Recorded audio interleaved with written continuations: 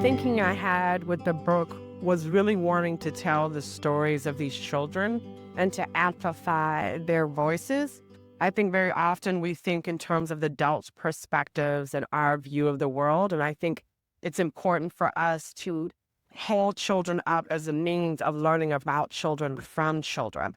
In terms of this question of kinship, I think in my own practices and journey as an early childhood educator, I'd had to work really intentionally to decolonize the curriculum. I would say really remembering and reclaiming African and indigenous ways of knowing and being in relationship with the natural world.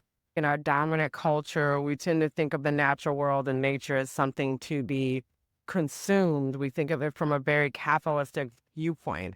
And we're currently experiencing rapid climate change, which has an impact on young children.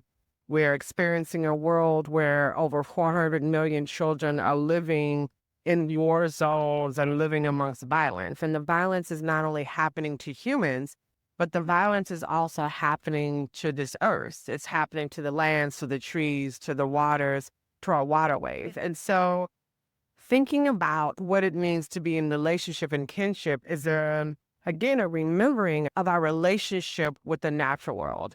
What does it mean for a tree to not be something that you just use to make toilet tissue paper or as a product, but to think of her as my relative, my mother, my grandmother, and to be in a communal relationship with her? What does it mean to coexist that honors their presence, but in many ways also protects our own presence?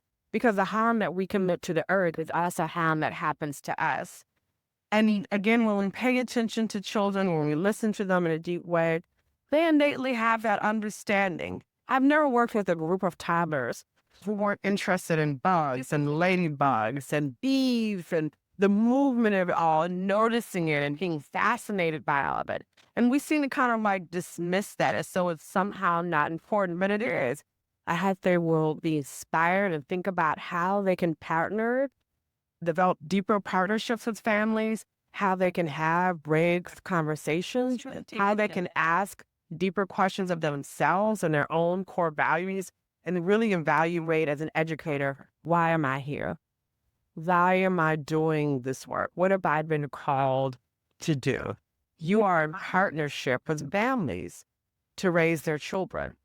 We are thinking about a world that has yet to come. You have a 3-year-old, and we're thinking, what's the world we want them to inherit 20, 30 years from now? So for me, there's an incredible amount of power that early childhood educators had. And we also need to be nurturing them and their journey and connectivity with the natural world.